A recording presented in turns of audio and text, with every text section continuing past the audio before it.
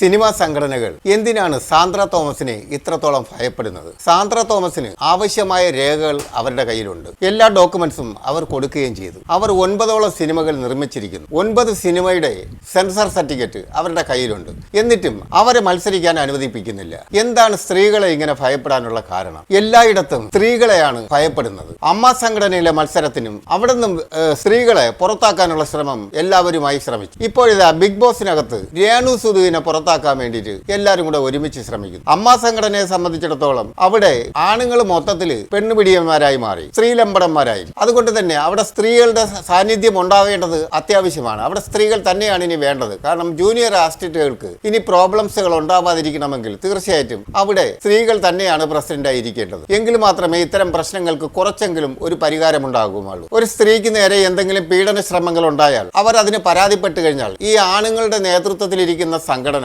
അതിനെ പൂഴ്ത്തിക്കളയുകയാണ്. അവർക്ക് നീതി ലഭിക്കുന്നില്ല. ആ സാഹചര്യത്തിൽ തീർച്ചയായിട്ടും അവിടെ സ്ത്രീകൾ തന്നെയാണ് വരേണ്ടത്. എങ്കിൽ മാത്രമേ ഇതിന് കുറച്ചെങ്കിലും ഒരു പരിഹാരം ഉണ്ടാവുകയുള്ളൂ. പരിഹാരം എന്തായാലും പൂർണ്ണമായിട്ടുണ്ടാകാൻ പോകുന്നില്ല. എങ്കിൽ കുറച്ചെങ്കിലും ഒരു പരിഹാരം ഉണ്ടാവും. നിർമ്മാതാക്കളുടെ സംഘടനയിലും സ്ത്രീകളെ അടുപ്പിക്കുന്നില്ല. ഇവരെല്ലാം എന്താണ് ഇത്രയും സ്ത്രീകളോട് ഇത്ര വൈരാഗ്യം പോലെയാണ് പെരുമാറുന്നത്? 25-30 വർഷമായിട്ടൊക്കെ ഒരു സംഘടനയെ അടക്കി പിടിച്ചു വച്ചിരിക്കുകയാണ്. അവിടെ സ്ത്രീക്ക് സ്വാതന്ത്ര്യം കൊടുക്കുന്നില്ല, സ്ത്രീകളെ മത്സരിക്കാൻ സമ്മതിക്കുന്നില്ല. എന്തൊക്കെയാണ് ഈ രാജ്യത്ത് നടക്കുന്നത്? ഇതൊക്കെ തെറ്റായ രീതികളല്ലേ? അവരുടെ കയ്യിൽ എല്ലാ ഡോക്യുമെന്റും ഉണ്ട്. അവിടെ ഇരിക്കുന്ന ഭരണാധികാരി അദ്ദേഹത്തിനോട് അവർ ചോദിക്കുന്നുണ്ട്, എന്റെ ഡോക്യുമെന്റ്സിൽ എന്തെങ്കിലും കുറവുണ്ടോ? ഒന്നുമില്ല. പിന്നെ ഇപ്പൊ എന്താ പ്രശ്നം? സമ്മതിക്കില്ല. 3 സിനിമകൾ എടുക്കുന്നവർക്ക് മാത്രമേ താക്കോൽ സ്ഥാനത്ത് മത്സരിക്കാൻ കഴിയുള്ളൂ എന്ന് പറയുന്നു. 2 സിനിമകൾ മാത്രം നിർമ്മിച്ച ഒരാളിനെ അവിടെ എടുത്തിരിക്കുന്നു. അസിസ്റ്റന്റ് സെക്രട്ടറി ആയിട്ടോ എന്തൊക്കെ ഒരു സ്ഥാനത്തേക്ക് അദ്ദേഹത്തെ നോമിനി ചെയ്തിരിക്കുന്നു. സ്ത്രീകളെ ഏത് ഫീൽഡിൽ നിന്നും പുറത്താക്കുക, മാറ്റി നിർത്തുക, അവരെ 2ാം തരക്കാരായി നിർത്തുക, ഇതൊന്നും ശരിയല്ല. സ്ത്രീകൾക്ക് നേരെയുള്ള അതിക്രമങ്ങൾ കുറച്ചെങ്കിലും ഒക്കെ കുറയണമെങ്കിൽ സ്ത്രീകൾ തന്നെയാണ് നേതൃത്വ സ്ഥാനങ്ങളിൽ ഇരിക്കേണ്ടത്. ഇതുപോലുള്ള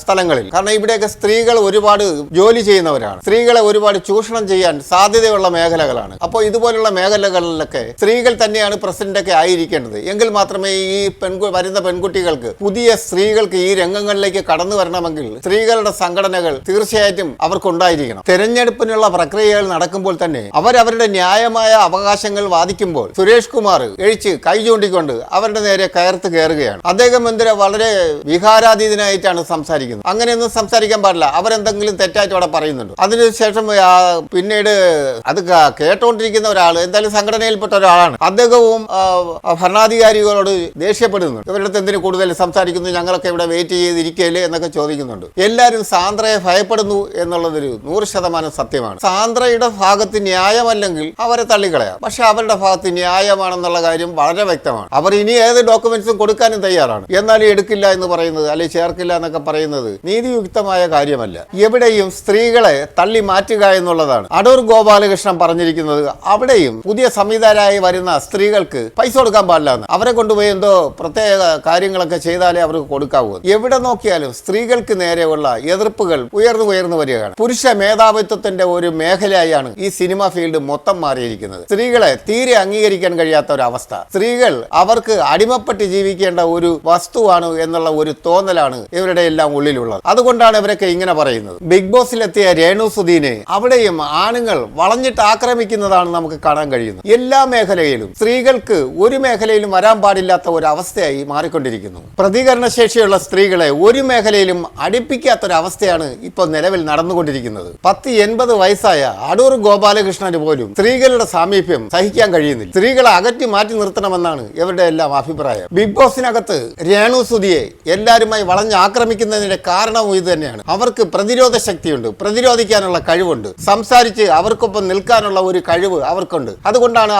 അവരെ അവിടെയും ഒറ്റപ്പെടുത്താൻ ശ്രമിക്കുന്നത്. അതുപോലെ തന്നെ സാന്ദ്ര തോമസും അവർ ഒറ്റപ്പെട്ട് നിൽക്കുന്നു. അവർക്കെതിരെ എല്ലാവരും ആക്രോശിക്കുകയാണ്. ഇത് പാടില്ല. ഇത്തരം രീതികൾ അവസാനിപ്പിച്ച് സ്ത്രീകളെ നമുക്ക് ചേർത്ത് നിർത്തേണ്ടതാണ്. നമ്മുടെ കുടുംബങ്ങളെല്ലാം സ്ത്രീകളല്ലേ നോക്കുന്നത്. സ്ത്രീകൾക്ക് എന്താ കഴിവില്ലേ? പുരുഷന്മാർ അധ്വാനിച്ചു കൊണ്ടുവരുന്ന കാശെല്ലാം കൈകാര്യം ചെയ്ത് കുടുംബത്തെ നിയന്ത്രിച്ചു കൊണ്ടുപോകുന്നതെല്ലാം സ്ത്രീകളാണ്. സ്ത്രീകൾക്ക് തീർച്ചയായിട്ടും ഒരു നേതൃപാഠവും ഉണ്ടെന്നുള്ള കാര്യത്തിൽ ഒരു സംശയമില്ല. കുട്ടികളെ പരിപാലിച്ച് വളർത്തുന്നത് പോലെ തന്നെ ഒരു സംഘടനയെ നോക്കിക്കണ്ട് നടത്താനുള്ള കഴിവുകളും അവർക്കുണ്ടാവും. പ്രതികരണ ശേഷിയുള്ള സ്ത്രീകളെ അടിച്ചൊതുക്കാൻ ശ്രമിക്കുന്ന ഒരു രീതി നമ്മുടെ നാട്ടിൽ വളരെയേറെയുണ്ട്. പ്രതികരണ ശേഷിയുള്ള സ്ത്രീകളെ എല്ലാ മേഖലകളിൽ നിന്നും അടിച്ചമർത്താനുള്ള ശ്രമമാണ് നടന്നുകൊണ്ടിരിക്കുന്നത്. ഇത്തരം രീതികൾ ഇനിയെങ്കിലും അവസാനിപ്പിക്കുക.